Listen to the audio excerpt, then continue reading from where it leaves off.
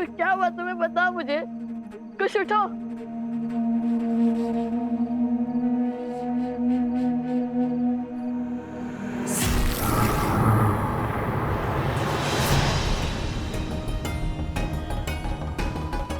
ये क्या? शेर के पंजे से। ये अवश्य कोई मायावी शक्ति है और उसका विष कुश के शरीर को पीड़ा दे रहा है।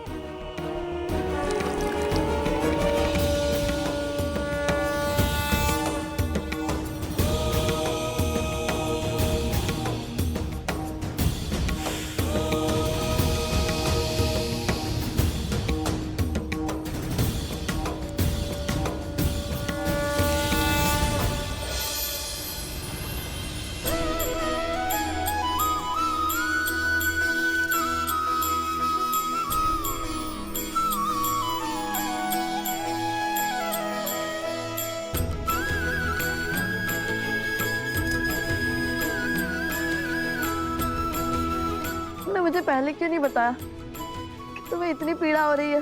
तो आप अकेले इसी ऐसे बैठ जाते ना भैया।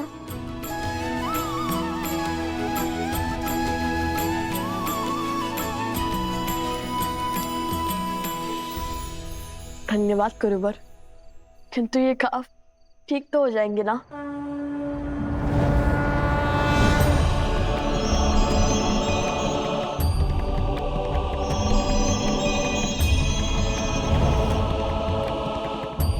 पुत्र, यहाँ एक श्रापित रत्न है जिसके उपयोग से प्रकृति को नियंत्रित किया जा रहा है और उसी मणि का उपयोग इस सिंह पर भी हुआ है। इस माया की गांठ उस मणि का अंत है और तभी कुश का घाव भी भरेगा।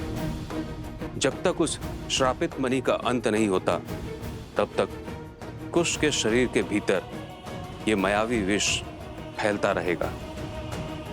बताइए कहाँ है वो मणि? मैं अभी जाकर उसे नष्ट कर दूंगा और अपने भाई को इस कष्ट से मुक्त कर दूंगा। पुत्र, मैं तुम्हारी भावना समझ रहा हूं, किंतु उस स्थान तक पहुंचना सरल नहीं होगा, क्योंकि उस मणि की भांति वो स्थान भी श्रापित है और वो असुर शक्ति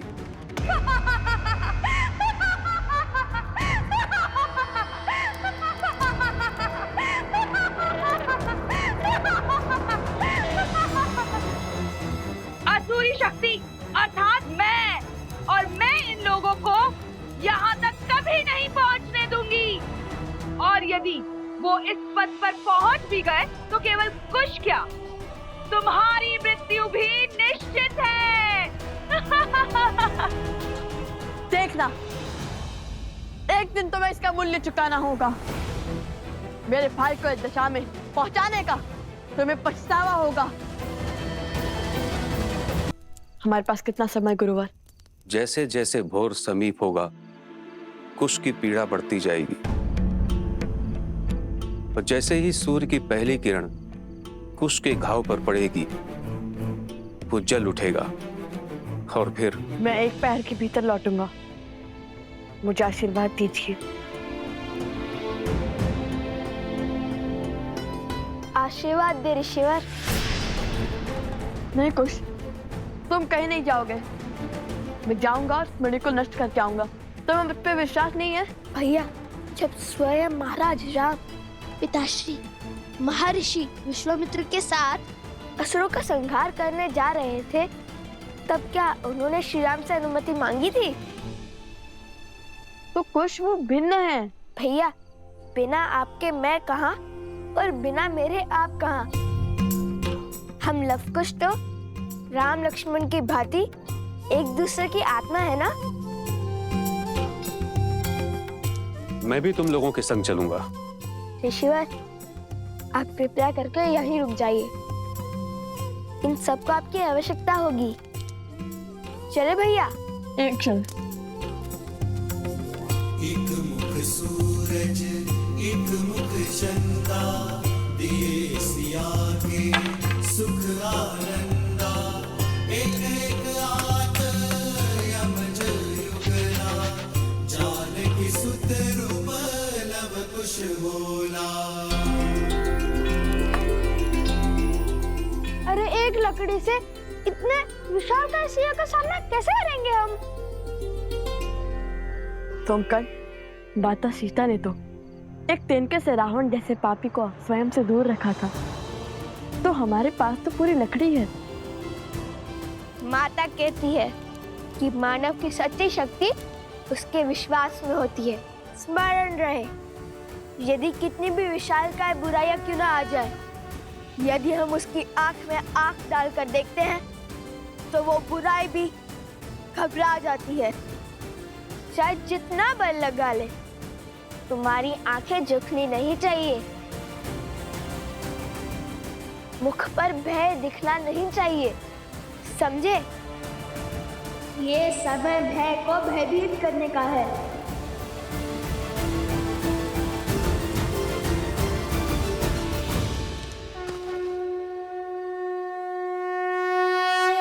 विजयी भव।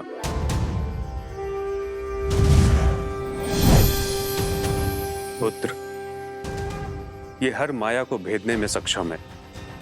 इसकी आवश्यकता तुम्हें होगी।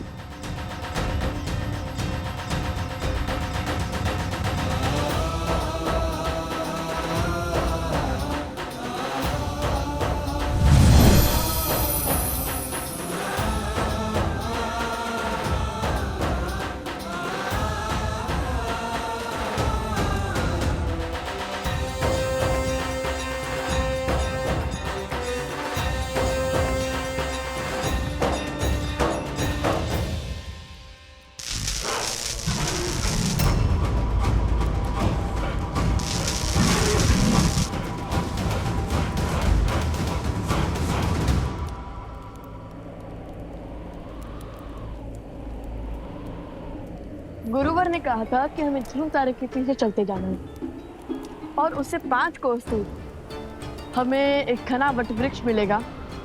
उसके ऊपर एक तांबे की घंटी होगी। भैया, क्या हुआ? कुछ बहुत पीड़ा हो रही है, खाव कष्ट दे रहा है। बताओ मुझे, यदि तुम्हें विश्राम करना है तो कर लो। नहीं भैया, मैं ठीक हूँ। मेरी अचरज का कारण तो आपकी सोच है। आप कब से मेरी भांति सोचने लगे? इतनी तेज आंधी में घंटी को भागे भागे आंखों से खोजने लगे। समझ गया।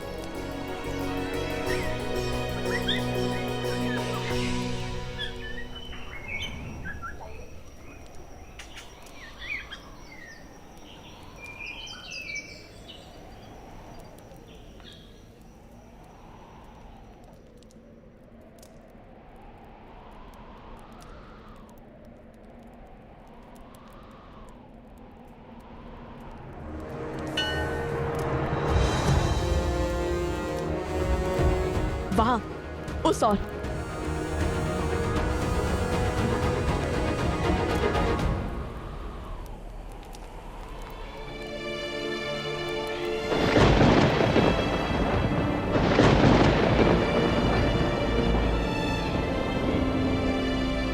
कुमुदनी, सोमकर्ण, अवत्सरा, प्रसूता, कोई नहीं लौटा अब तक? नहीं देवी। अच्छा, आते ही होंगे, किंतु इतना समय तो नहीं लगना चाहिए था। और प्रकृति भी कितनी रौद्र रूप में है।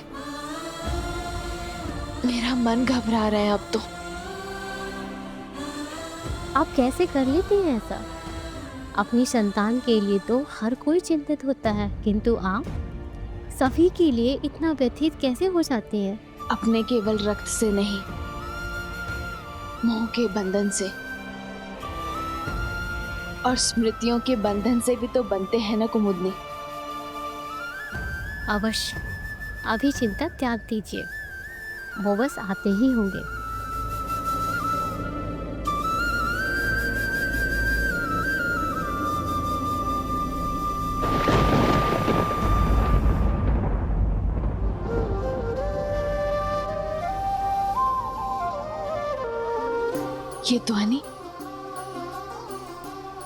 ये ध्वनि कहाँ से आ रही है?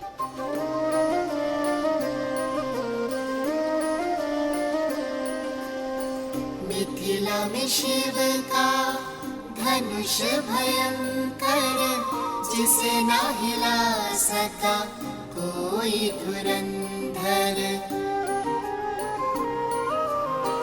राम लखन गुरु मिथिला पहुँचे, लक्ष्य था देखन सिया का स्वयंवर।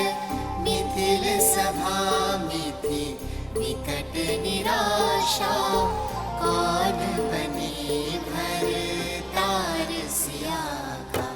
ले गुरु आशीष उठे फिर राम, शीश झुका दिया शिव को प्रणाम। राम सिया राम सिया राम सिया राम, राम सिया रामायण को प्रणाम। राम सिया राम सिया राम सिया राम, राम सिया राम सिया राम सिया राम।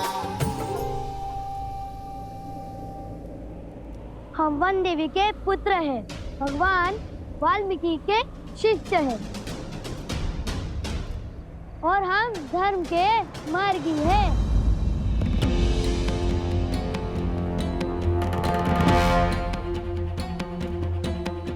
चटुकन, तुम रामायण कथा का गायन लवकुश की भांति अभ्यास क्यों कर रहे हो? अरे लवकुश ने तो ये भाग किसी को भी बताने से मना किया था, अब इन्हें क्या कहें? वो बंदे भी लवकुश को हम बहुत स्मरण कर रहे थे और हम सबको उन्होंने ही इतना प्रभावित किया है, तो अच्छा,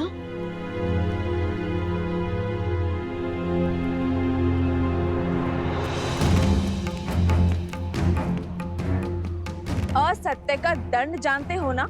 नहीं नहीं, हम दंड मत दीजिए। तो फिर सत्य बताओ। वो लवकुश ने कहा है कि आपकी कथा का मंचन करना है। जब आपने अयोध्या छोड़ दी थी तब का भाग संसार के सामने भी लाना है। अयोध्या में मेरी कहानी कहने का क्या उद्देश्य होगा? क्या अर्थ है इसका? वो दोनों करना क्या चाहते हैं?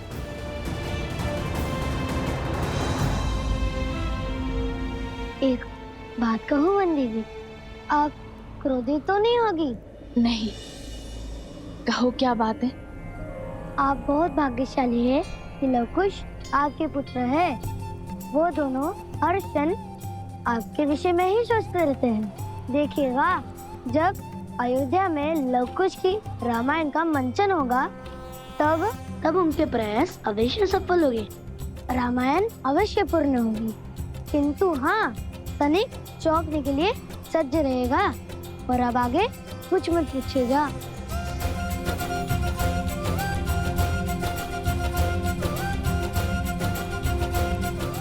सदा उनके इन्हीं प्रयासों से तो चिंतित रहती हूँ मैं।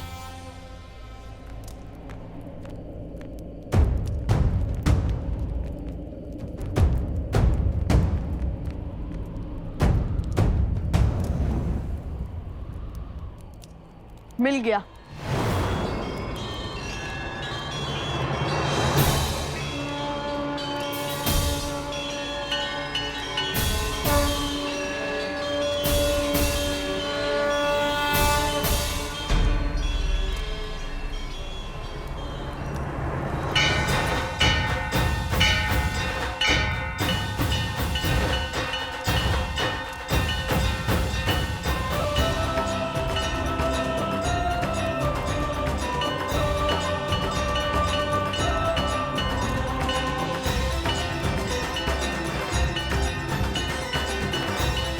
चलो, इस घंटी को ढूंढने की चिंता तो हल हुई।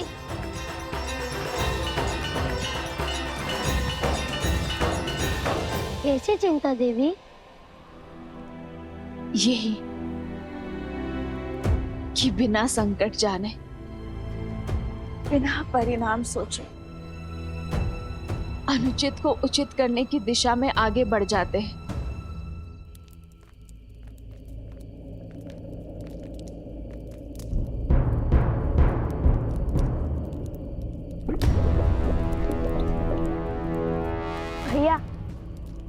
हमें बस एक सेतु खोजना है जो हमें पर्वत के उस ओर चिरन शिरन मंदिर तक पहुंचा दे, जैसा गुरुवर ने बताया था।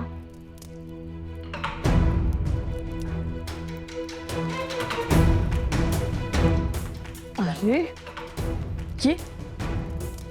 ये तो टूटा हुआ है।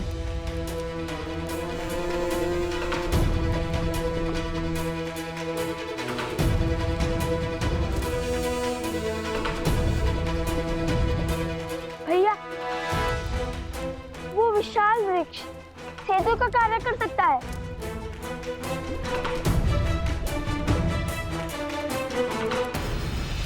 हाँ तो कर्म उचित हो तो परिणाम की चिंता क्यों करना। किंतु कभी कभी केवल साहस से नहीं, चतुराई से भी कार्य को संपूर्ण किया जा सकता है। मैं तो बस आशा करती हूँ कि वो केवल अपने बल से नहीं, अपनी बुद्धि का उपयोग करके भी प्रयत्न करे। क्या हुआ भैया? भूल गए? माता कहती थी कि जब सब कुछ आपके अनुसार होने लगे, सब कुछ उचित होने लगे, समझ जाना चाहिए कि कुछ तो अनुचित घट रहा है। हाँ, कहा तो यही था माता ने कि जिसने एक सिंह को अपनी माया से इतना विशाल कर दिया, जो हमारे मित्रों के प्राण लेने के लिए सज्ज हो गया, जिसने कहा कि वो कभी हमें उस पृथ्वी तक नहीं पहुंचने देगी, वो पीछे कैसे हट सकती है? हाँ, हमें एक एक पर फूक फूक कर रखना होगा। और मैं फिर कहता हूँ कि मैं आगे बढ़ता हूँ, तुम यही रहो। कदापि नहीं, मैं आपके साथ अवश्य चलूंगा। जहाँ लव भैया वहाँ कुश। और वैसे भी यहाँ तक पहुँचकर पीछे हट जाऊं ताकि सारी प्रशंसा आप लूट ले। ऐसा नहीं हो सकता। अब लगता है ये वृक्ष ही हमारा अंतिम विकल्प है, किंतु पहले हमें ये देखना होगा कि ये वृक्ष जिससे इस लावा के ऊपर एक पुल बन गया है, वो हमारा भार उठा भी पाएगा या नहीं।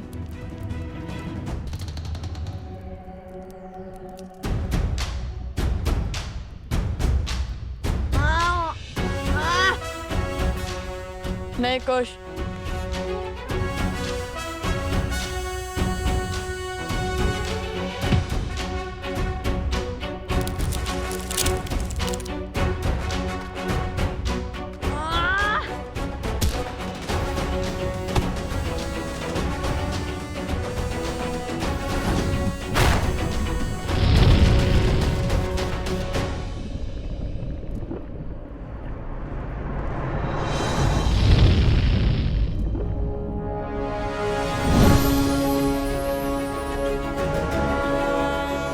तो बलशाली, किंतु इसका उपयोग करके देखते हैं कि ये मायावी है या नहीं।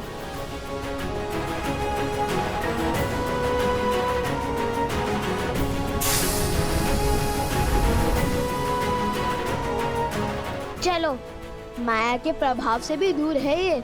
चलो अब हम इस पर चल सकते हैं।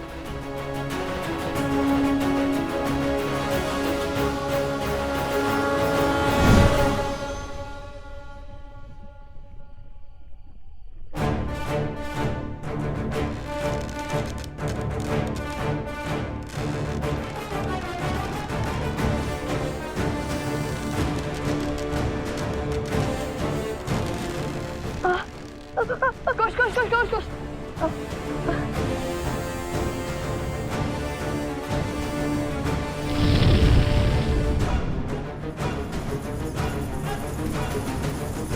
ये ध्वनि कैसी आ रही है?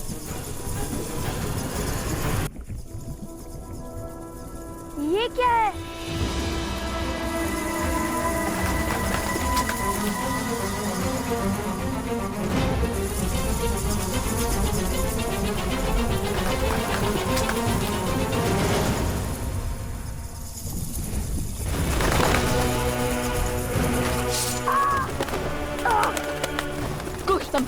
संभाल के।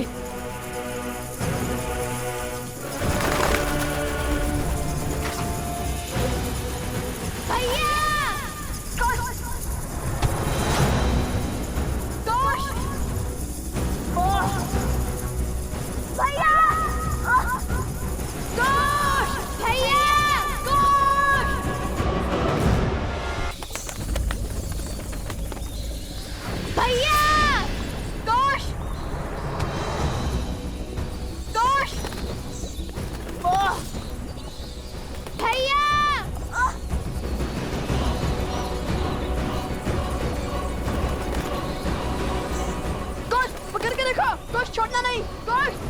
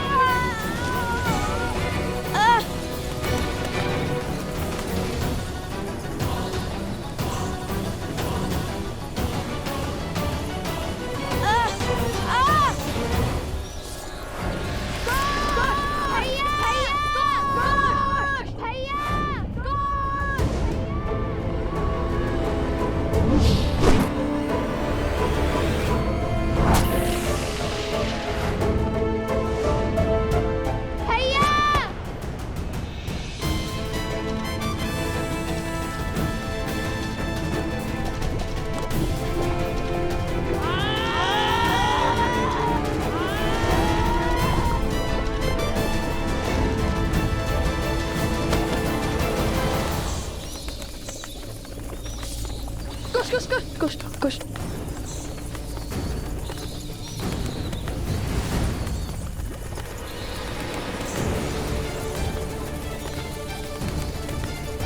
भैया ये तो पुनः आ गए।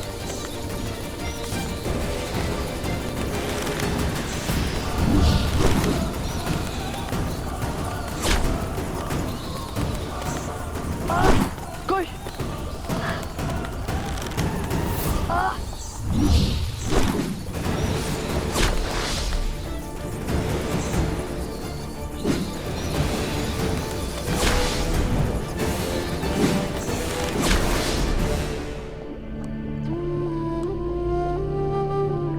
अभी तो बहुत मार्ग शेष है।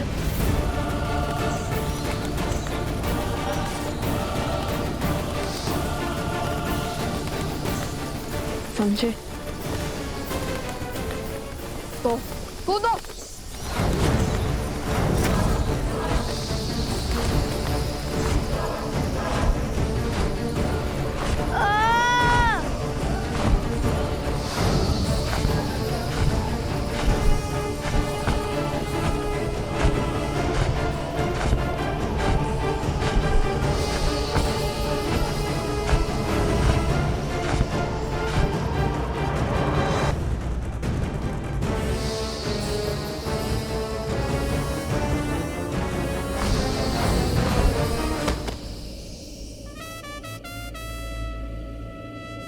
हम सुरक्षित हैं, हम बच गए भैया।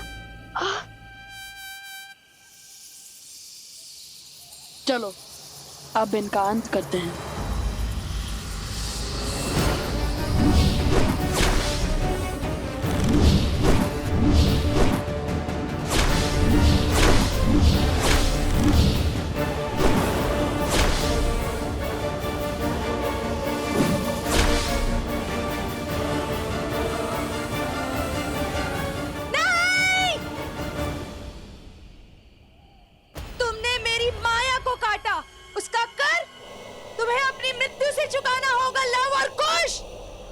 हमें समझती क्या हो?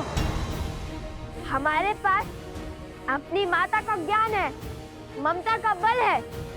तुम्हारी मायावी शक्ति हमारा कुछ नहीं बिगाड़ पाएगी। कुछ ही समय में ये पूरा विष तुम्हारे शरीर में फैल जाएगा और ये बड़ी बड़ी बातें धरी की धरी रह जाएंगी और हर भरम टूट जाएगा। तुम्हें क्या लगता है कि तुम ये यात्रा पूर्ण कर पाओगे? किंतु समय बीत रहा है। क्षण क्षण उस सिंह की सूंड लौट रही है। यदि तुम समय पर ना पहुंचे तो वो तुम्हारे पाश से मुक्त होकर उन सबको मार देगा, विनाश कर देगा सबका।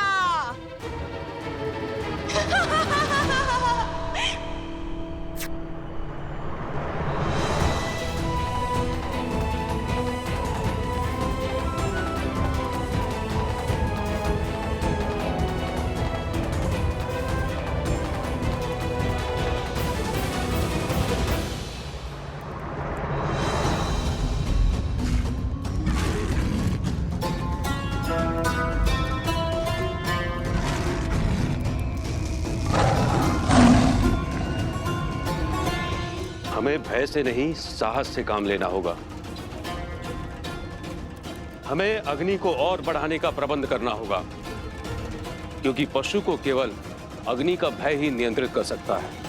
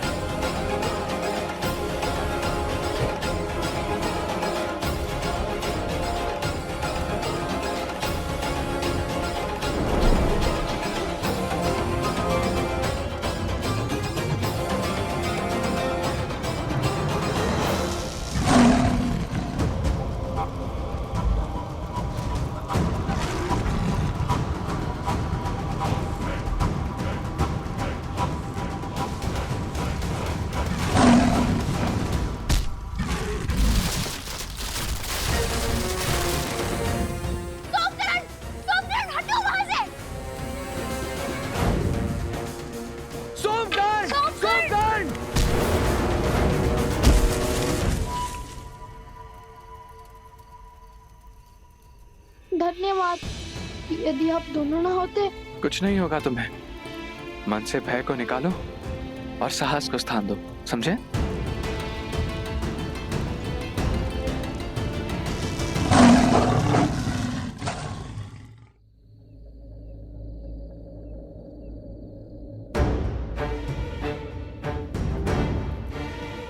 इनमें से उचित मार्ग कौन सा है?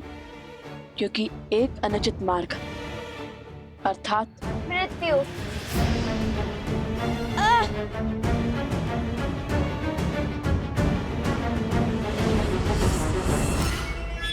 अब इन 4 द्वारों में से उचित मार्ग किस पर चलकर पाओगे लवकुश? तुम्हें तो ये ज्ञात भी नहीं है कि तुम्हारे पास केवल 3 ही अवसर हैं। यदि भूल से भी तुमने तीसरी बार अनुचित मार्ग चुना तो उचित मार्ग भी बंद हो जाएगा। अब हमारा बल नहीं, बुद्धि हमें इस चक्रव्यूह से बाहर निकालेगी। और पहला प्रयास मैं करूंगा।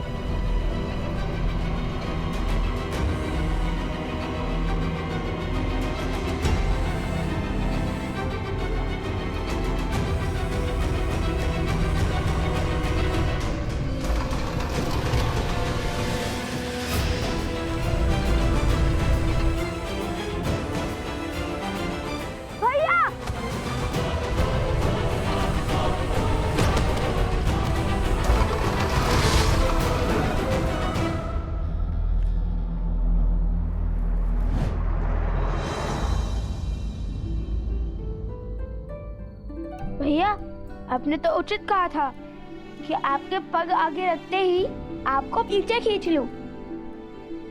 ये योजना आपकी थी, किंतु इसको सुचारू रूप से संपूर्ण करने का श्रेय तो मुझे ही जाता है ना भैया? हाँ हाँ हाँ, किंतु ये मशाल बुझ कैसे गई? छोड़ो, चलो अब दूसरा द्वार भी देख लेते हैं।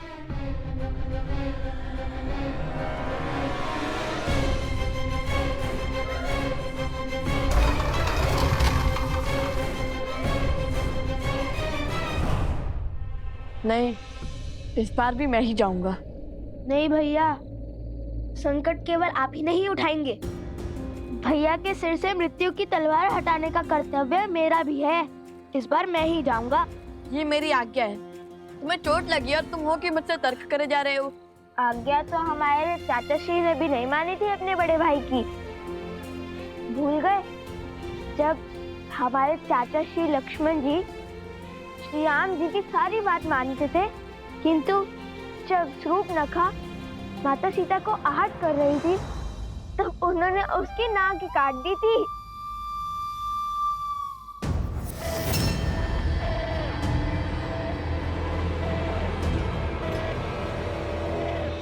वो नाक कटी शूर्पणखा कैसी दिखती होगी?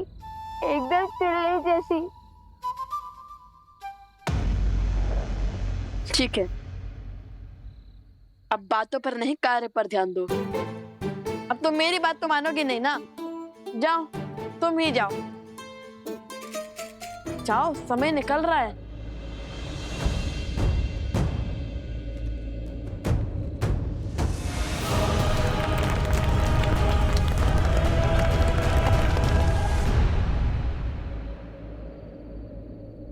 लगता है यही उचित द्वार है।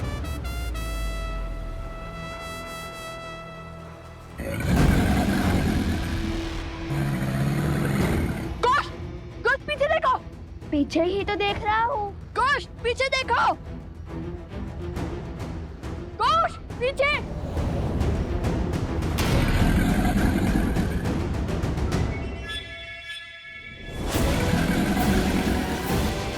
भैया!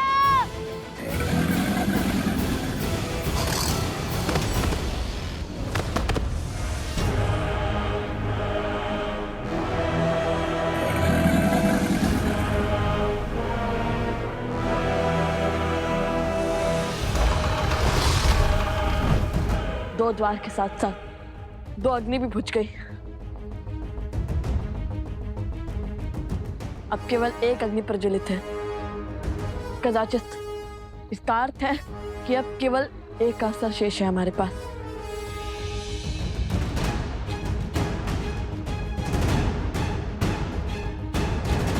बस एक अनुचित विकल्प और इनकी पराजय निश्चित है। अब तीसरे द्वार की बारी।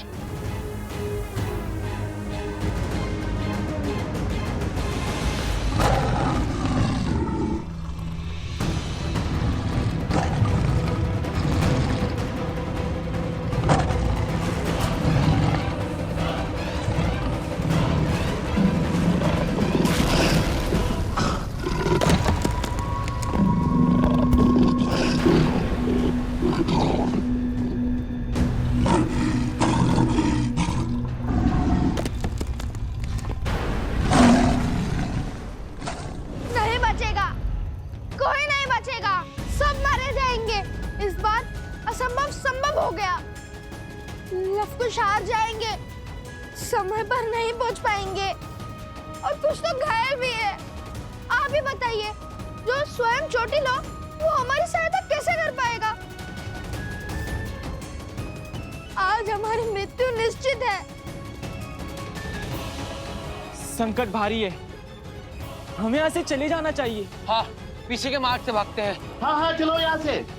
शांत हो जाइए, सब शांत हो जाइए। भागने से संकट का समाधान नहीं मिलता। हाँ, हम सबको साथ मिलकर इस समस्या का हल खोजना होगा। बल और बुद्धि से इसका तोड़ निकालना होगा। शांति, शांति। हम वो ऋषि हैं जो अपने धर्म निर्वहन के लिए जाने जाते हैं, जो अध्ययन और अध्यापन के लिए जीते हैं और समय आने पर शस्त्र उठाने का साहस भी संजोते हैं। यदि किसी को भागने की आवश्यकता थी तो वो लवकुश थे, किंतु वो नहीं भागे। क्यों? क्योंकि उन्हें स्वयं पर विश्वास था। और यदि हम सब यहां से चले गए तो उनके विश्वास का क्या होगा, जो हमारे विश्वास के लिए ऐसी मायावी शक्ति से लड़ रहे हैं। राम राज्य की नींव विश्वास ही तो है। ये राम नाम का विश्वास ही था जिसके बल पर पत्थर भी सागर में तैर गया, लंका तक सेतु बन गया। और आज विश्वास की यही शक्ति लवकुश के साथ है। देखना, आज संकट का कोई मेघ हम पर बरस नहीं सकता। यदि हम एक दूसरे के लिए खड़े नहीं होंगे तो संसार से मानवता समाप्त नहीं हो जाएगी। हाँ ऋषिवर, आज राम नाम की शक्ति ही हमारी रक्षा करेगी। आज्ञा दे।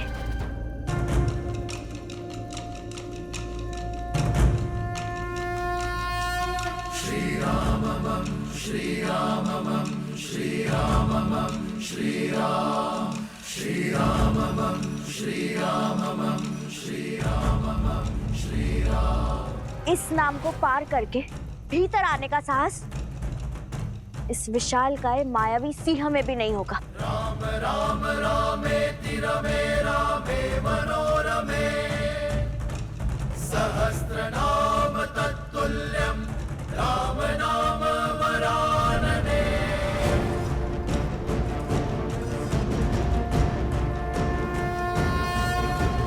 राम राम रामेति रमे रामे मनोरमे सहस्रनाम तत्तुल्यं राम नाम वरानने। श्रीराममं श्रीराममं श्रीराममं श्रीराम श्रीराममं श्रीराममं श्रीराममं श्रीराम।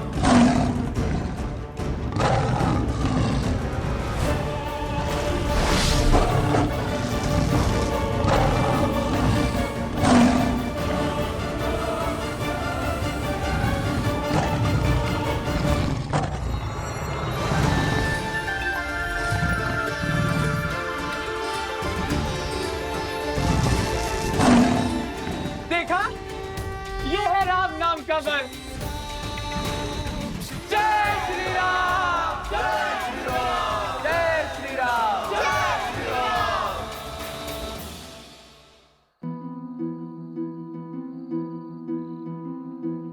जैसे जैसे भोर समीप होगा कुश की पीड़ा बढ़ती जाएगी। सूर्योदय समीप है। तुम ठीक तो हो ना?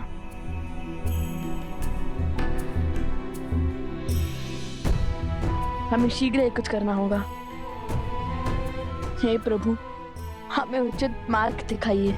श्री राम श्री राम श्री राम श्री राम श्री राम। ये क्या कर रहे हो कुश? भैया, आपने ही तो ईश्वर से सहायता मांगी थी। और गुरुवर कहते हैं माता पिता से बड़ा भगवान और कोई नहीं। तो सोचा अपने पिता से इस समस्या का समाधान मांग लूं। और वैसे भी हमारे पिता वो बल हैं जो हर छल को छलनी कर सकते हैं।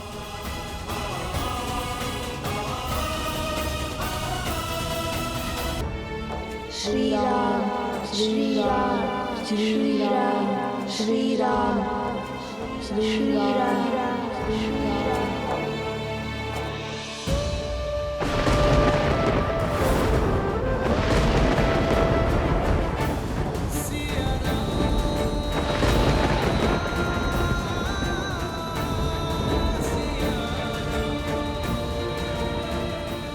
ये प्रकृति का संकेत है या ममता का आभास? ऐसा क्यों लग रहा है जैसे लव कुश आपको स्मरण कर रहे हैं आर्य, जैसे वो किसी संकट में है। श्री राम, यदि उनका मन आपको पुकार रहा है तो वो ध्वनि आप तक पहुंचे, आप उनकी व्यथा सुने।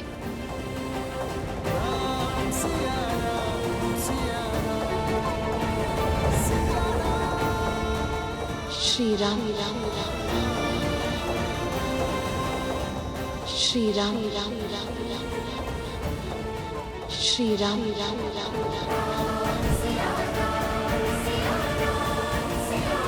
सीता,